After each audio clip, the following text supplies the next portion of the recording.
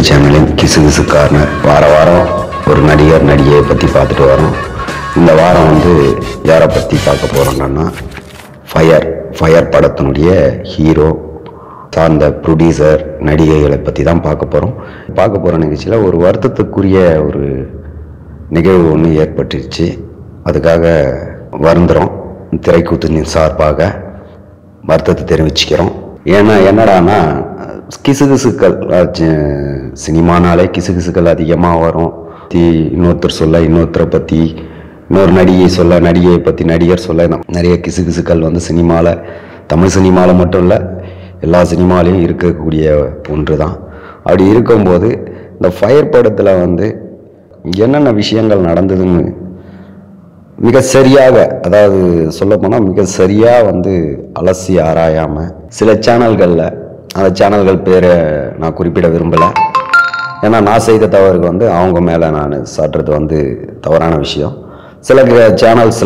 சில சேனல்களை நான் இந்த கிசுகிசை பற்றி பார்க்குறப்ப, இந்த ஃபயர் படத்தினுடைய கிசுகிசுகளை கேட்குறப்ப ரக்ஷிதா, பாலாஜி முருகதாஸ், சாக்ஷி அகர்வால், இந்த ப்ரொடியூசர் பட் அந்த படத்தினுடைய டைரக்டரும் அவர் தான். இவங்களுடைய டீட்டெயில்ஸ் அதிகமாக கலெக்ட் பண்ணாமையே அவங்க பேசியிருக்கிறத வச்சு ஒரு கண்டென்ட் ஒன்று போட்டேன். அது மிகப்பெரிய ஒரு சர்ச்சைக்குள்ள விஷயமாயிடுச்சுன்னா அந்த தகவல்களும் அந்த சேனல்ஸில் தான் அவங்களும் கற்பனையில் தான் பேசியிருக்காங்கன்றது எனக்கு தெரியல. அவங்க பேசினதை நான் இதில் பேசியிருந்தேன். ஆனால் நான் இதுக்கு முன்னாடி பேசின வீடியோக்களில் பார்த்தீங்கன்னா அது என்னுடைய ஓன் கண்டென்ட்டு தான். மற்றவங்க பைல்வானோ இல்லை இந்த வித்தகனோ மற்ற ஆட்கள் யாராவது பேசியிருந்தாலோ அந்த மாதிரி விஷயங்கள் பேசியிருக்க மாட்டேன். நான் டீட்டெயிலாக அந்த பேப்பரில் விஷயங்கள் கன்ஃபார்ம் ஆகி ஏதாவது புக்கில் நியூஸ் வந்த பிறகு தான் நான் பேசுவேன். இது சேனல்ஸ்லேருந்து, யூடியூப் சேனல்ஸ்லேருந்து கலெக்ட் பண்ணி பேசுனதுனால சில தவறுகள் ஏற்பட்டு.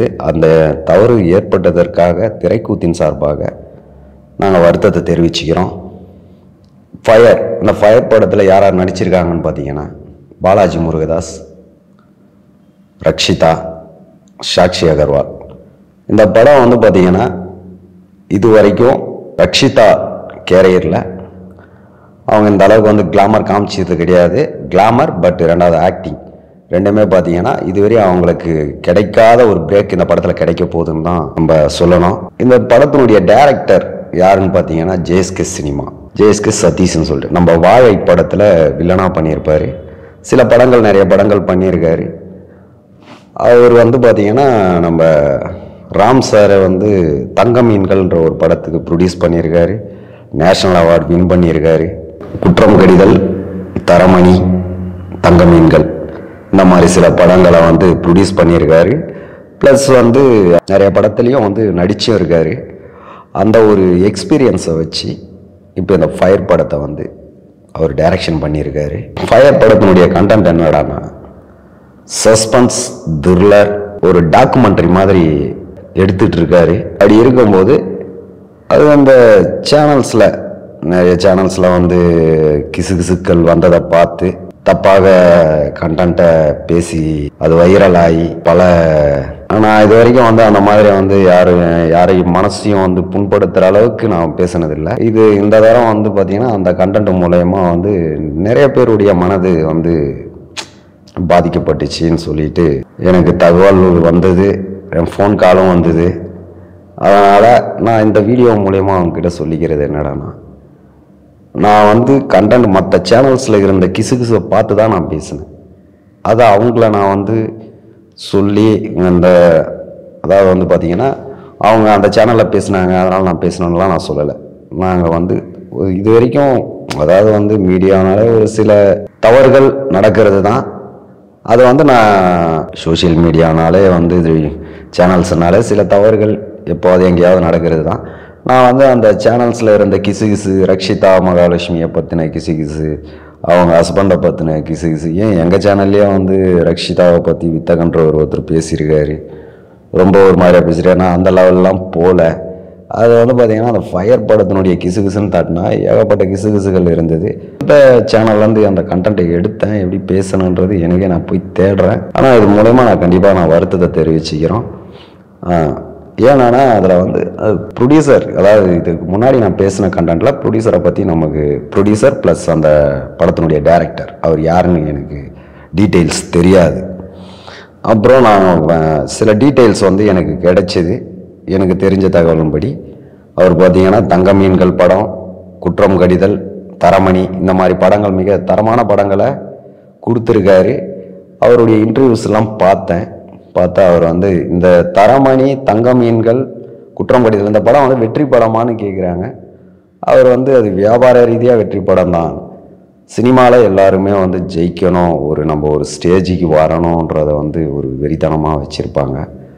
அவர் வந்து இப்போ வந்து ஃபஸ்ட் டைமாக ஃபயர்ன்ற படத்தை வந்து டைரக்ஷன் பண்ணுறாரு. அவரே ஸ்கிப் பண்ணி எல்லாத்தையும் வந்து பார்த்து டைரக்ஷன் பண்ணுறாரு. அவர் என்ன சொல்கிறாரு, கண்டென்ட் நல்லா இருந்தால் போதும், எந்த லாங்குவேஜாக இருந்தாலும் சரி, எந்த படமாக இருந்தாலும் சரி ஓடும். அவர் கண்டென்ட்டை நம்பி ஃபயர் படத்துக்குள்ளே இறங்கியிருக்காரு. அவருக்கு வாழ்த்துக்கள். அந்த படம் வெற்றி பெற வாழ்த்துக்களை திரைக்கூத்தின் சார்பாக சொல்லிக்கிறோம், திரைக்கூத்தின் சார்பாக வாழ்த்துறோம். சில பேர் சினிமாவில் வந்து கிசுகிசுக்கப்படுற மாதிரி ஆட்கள் இருக்காங்க, தவறு செய்யக்கூடிய ஆட்கள் இருக்காங்க. அதை தான் நாங்கள் சுட்டி காட்டுறோம். ஆனால் தவறே செய்யாத சில ஆட்கள் இருக்காங்க. தவறு செய்யாதவங்கள சுட்டி காட்டினா அது வந்து ஒரு பிரச்சனைக்குரிய, அதாவது எங்களுடைய சேனலுக்கும் ஒரு அவப்பெயர் தான் அது. அப்படி இருக்கும்போது அது வந்து இந்த தகவல் வந்து மற்ற சேனலில் இருந்து நான் கலெக்ட் பண்ணி பேசுனது வந்து அதை நான் அலசி ஆராயலை. அதை வந்து ஃபுல்லாக வந்து இது உண்மைதான்றதை வந்து கன்ஃபார்ம் பண்ணாமல் பேசுறதுனால அது ஒரு மன வருத்தமாக இருந்தது. இந்த வீடியோ பேசி போடணும் என்ற ஒரு எண்ணம் எனக்கு மனசுக்குள்ளே ரொம்ப ஒரு வாரமாகவே ஓடிக்கிட்டு இருக்கு. ஆனால் டைம் கிடைக்கல. நான் சில வேலைகள், என்னுடைய வேலைகள் வந்து தொடர்ச்சியாக இருந்தவாச்சு எதுவும் பேச முடியல. இந்த வீடியோ மூலயமா அவர் ப்ரொடியூசர் ப்ளஸ் டைரக்டர் நான் வருத்தத்தை தெரிவிச்சுக்கிறோம் திரைக்கூத்தின் சார்பாக.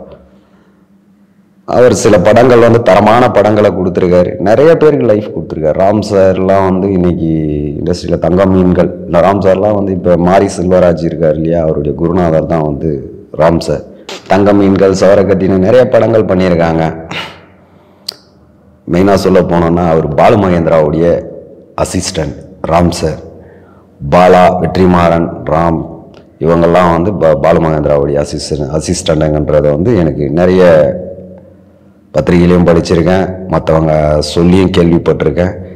ஒரு அந்த தங்க மீன்கள் ப்ரொடியூசர் வந்து இவர் தான்ன்றதை வந்து எனக்கு நிச்சயமாக தெரியாது. தெரிஞ்சிருந்தால் அந்த கிசுகிசுவை நிச்சயமாக அன்றைக்கே நான் வந்து அலசி ஆராய்ச்சி பார்த்துருப்பேன். இது உண்மை தகவலா இல்லை பொய்யான தகவலான்னு சொல்லிட்டு அன்றைக்கி நான் பார்த்துருப்பேன்.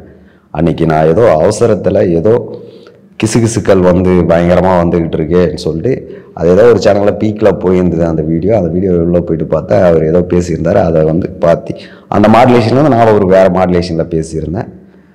அது இப்போ வந்து எனக்கு ரொம்ப வருத்தத்தை அளிக்குது. அது ரொம்ப மனசு கஷ்டம். ஏன்னா ஒரு உண்மையான ஒரு விஷயத்த பேசினோம்னா மீடியானா தப்பு செஞ்சால் அதை சுட்டி காட்டணும், பொய்யான தகவல்களை பரப்பக்கூடாது.